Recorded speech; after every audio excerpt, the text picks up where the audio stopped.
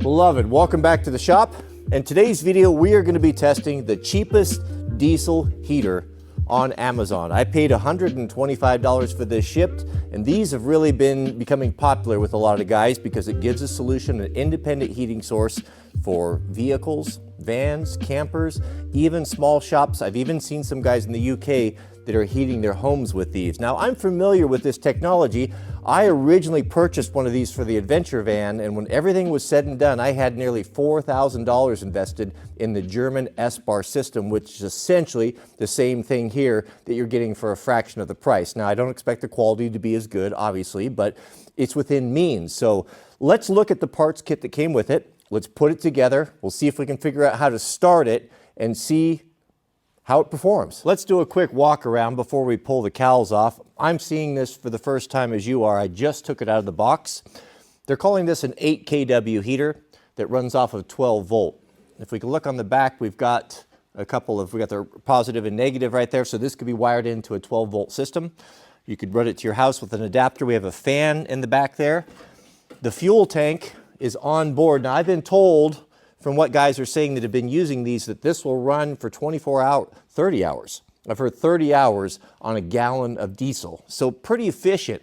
The cap is in the top, and then you can see on both sides, you can see the slash mark so you can see the level of the tank. And on the very front, this is going to be where the heat comes out. This is the blower, and then we have a control panel, which is removable for some reason with a little bit of a lead on it. I guess if you wanted to put that remotely at a different location, you could do that, which would be nice if you were going to have this tucked away in the back of a van. And on the other side, we have simply the same thing with the fuel gauge on the side. Now the bottom, you're going to have your exhaust. This has a little muffler on it, produces heat. There's the fuel line kinked already. I can see that, so we'll want to look at that. But that's, you know what I know. Let's set this up on our tool cart. It is cold today, 31 degrees. I like to work by the fire. It's much, much nicer. Let's pull these cowls off and we'll have a look inside. We can get an idea of the build quality. Now, I'm not expecting any miracles here, but the price is right. And this could solve a lot of problems for a lot of guys. For me particular, how I'm going to use it is to have an ability to keep the tent warm overnight so I don't have to get out and shovel snow at 3 a.m. But there we have it. Well, I guess kind of what we'd expect there. Nice to have the integrated fuel tank. We've got our fuel line, there's our fuel pump. Oh, it's all self-contained. The whole unit's in there. So the cool thing about this is that if you are a do-it-yourself type like Proho is, it seems to me that you could easily take this out of the case here and put it in something else. This is the accessory pack. There's a little piece of ducting, and I forgot to mention, it looks like it's got a remote control, so it runs off of, well, you could maybe start and stop it with this, which is pretty handy.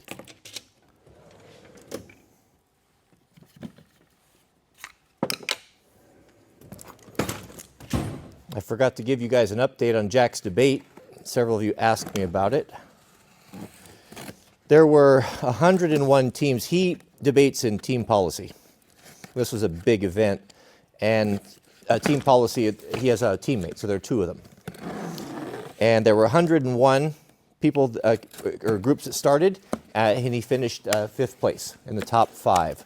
So he did very, very, very, very well. This would be the, is that stainless? I don't know, probably not. This would be the exhaust pipe.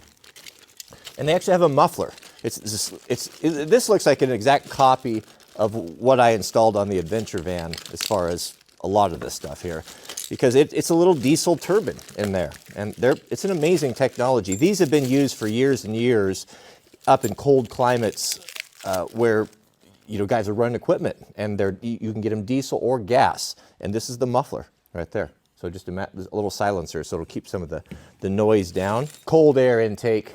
Now this is the exhaust, this is the intake. You can see the wire mesh in there. That'll keep rodents and anything, bugs and critters from getting up inside of your unit. So that's a nice thing to have. I was a little concerned, I thought they forgot the intake pipe, but I see right here, it's on the inside. Whenever I start a project, I like to lay out everything neatly. My autism demands it, and can see what we have, and that way you don't use the wrong bolts, and see if there's anything missing. Before we get too carried away, let's address that kinked fuel line. The Achilles heel with anything diesel, or especially with these things, is the fuel priming. And fuel issues, making sure you have no air in the system, and this is not very skookum right here. So I think if we just swap ends, that will we'll put the kink in a different place. That'll probably get us going.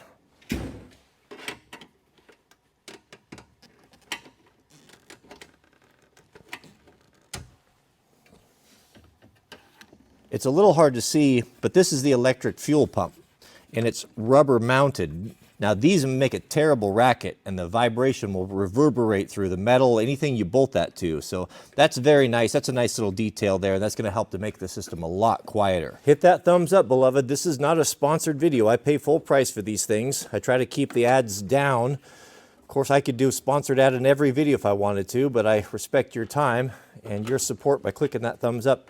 Makes it possible for us to do this.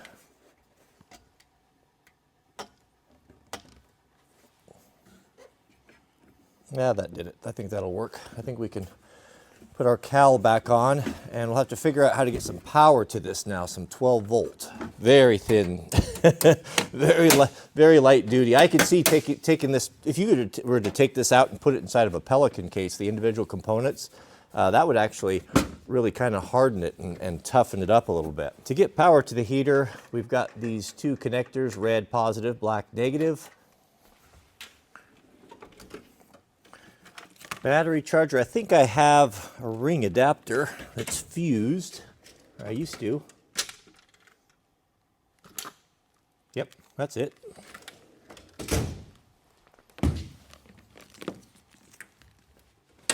Here's a pro tip, beloved. Whenever you're connecting anything to your battery, always make sure it's fused. What a fuse is it's a weak link. Oh, that's tough. What's the chance of me stabbing my finger? This is ill-advised. Do it properly here. A fused, it's a weak link that will burn out before your wiring. It's essential. You don't think it'll happen? Never skip this. It's so important. And oh, hasn't been off there. Bound up a little bit. I bet it's watertight. Come on now. There we go. This is a fuse. I think most guys don't laugh. Not everyone has been shown this, gentlemen. And they're color coordinated. So the different colors will tell you how many amps that they'll hold. Now this is a 10, a green, blue, green I think is 30. And if you look inside of here, you see that little wire in there? That's rated to burn out before your wire does. That burns out and that saves your electrical system. And it's transparent so you can see inside. Pro tip, if you look at there right on the end, see those the blades right there? You can test that with your test light without removing the fuse from your fuse block in your vehicle. This is a test light or test probe. This is something that you should all have. It's the minimum electrical equipment that you should have. You connect it to a ground and this will light up inside to see if you have current. So when you are checking fuses, rather than pull them all out, you can simply test one side to the other. So if it's on and you don't have power across here, if it doesn't light up, then you pretty good indicator that the fuse is burnt out. These rings are a little on the large side, but there's a washer on there, so it'll be fine for what we're trying to accomplish here.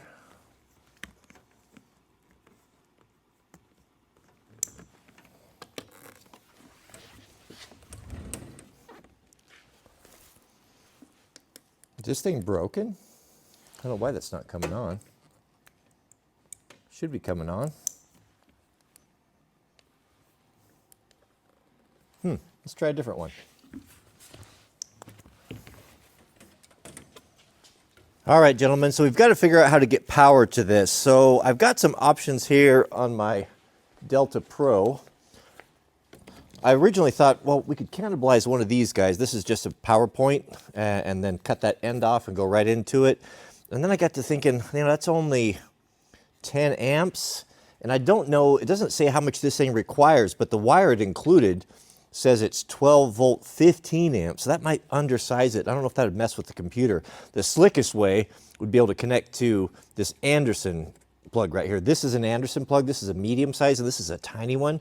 This would be the super skookum way to do it if you were going to hook this up to your van and use something like this for your power supply. But I don't have that either. So what I think I'll do is I'll put 2 alligator clips on this, and we'll just reach in there and grab those contacts and just temporarily hook it up until I can get the proper size Anderson connector. Every video I show these toolboxes, dudes get so salty, like, oh, who do you think you are? You don't need a box like that. Those are for professionals, bro. I don't buy these new. Guy came in the comments and said, you just should go buy a Milwaukee from Home Depot. This is 10 times the box of Milwaukee for a little bit more because I buy them secondhand. I paid, this is probably a $7,500 box that I got for probably less than $2,000 on Facebook Marketplace. So no, go take cash, go offer cash and get the best box for the same price you can get that garbage at Home Depot for. Anderson connectors. You try so hard to have everything you need.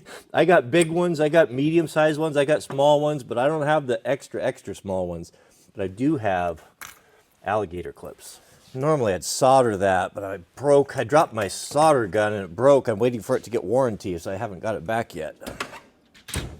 I spoke too harshly. Milwaukee boxes are not garbage. Milwaukee boxes are just fine. There's a lot of good boxes out there, but they can't compare to Snap-on boxes. Snap-on boxes they're the gold standard, no question. Okay, we'll strip, got these nice eyes on here, so we'll strip these ends off. Let's see if we can't kind of halfway crimp these guys.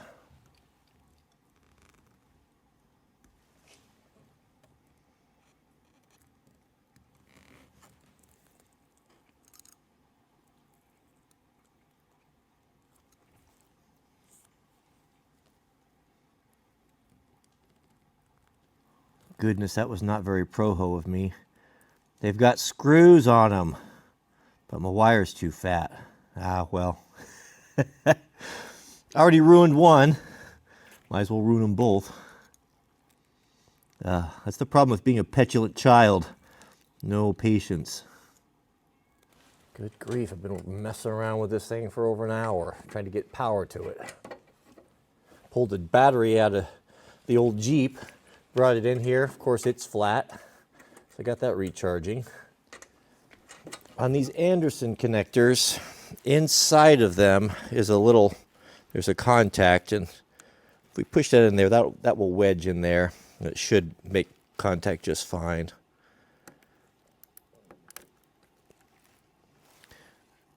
All right, here we go. Oh, it worked out. We lucked out, gentlemen. That could have went one of two ways. Proho's not so good with MAZ and electronic sort of things, but it is on, so let's put some diesel in it. For the startup, let's bring this thing over to the metal bench. It's got that super hot gases that are going to be coming out the bottom, and that'll burn a hole in the top of my mat, so we'll figure something out here.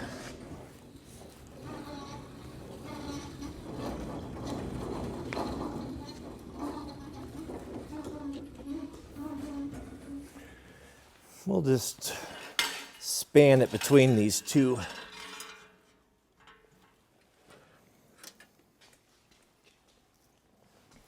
Are you ready to spill some diesel, gentlemen? The instructions for this are non-existent as to how to prime the fuel pump. So I really have no idea. Maybe, oh, we're not starting off very well. That doesn't, you know, this is where wisdom comes into place, where you can see, you can tell, see, this is how God works. He can see what's going to happen before it happens, not because he's making it happen, but because of experience. Oh, careful. Oh, no. Come on, come on. Oh, it's glug. Oh, good grief. Fun fact, did you know you can remove the dye from diesel by filtering it through cat litter? Not that you should do that. That would be illegal. That's well enough. Plenty enough. Let's get while the getting's good. Prime your diesel heater. The settings button and the down arrow at the same time. Well, if anyone's wondering how to get prime this. one of these Press the up arrow.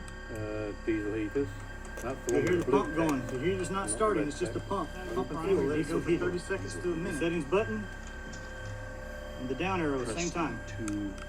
You're gonna get this. And then Press you the have to up watch the arrow. fuel go through. If you can't watch it yourself, you have to get someone else to watch it. I watched 6 videos. Every one of them has a different starting sequence. All right, we'll let that run for 30 seconds. Oh, I can see, here comes the fuel. Fuel's pushing through. Now I'm hoping that this one is not the exhaust.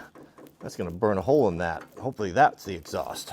Judging from the schematic, it does appear air outlet, which is the front, so it looks like the exhaust is to the front. And of course, those ungodly heathens would use the metric system. I'm not a fool. Are you ready? Here we go.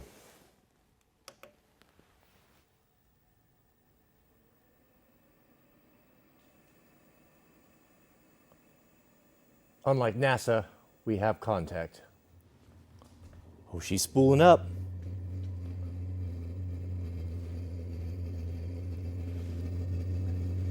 Got airflow, no heat yet. This is a good sign.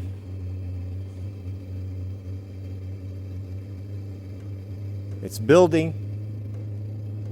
Hear the fuel pump?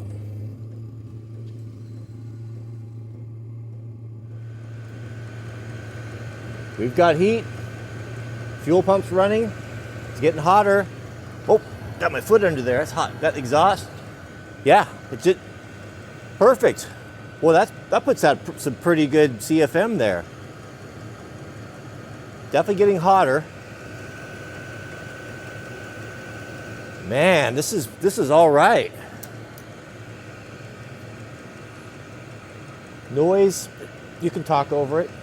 This is on high as well.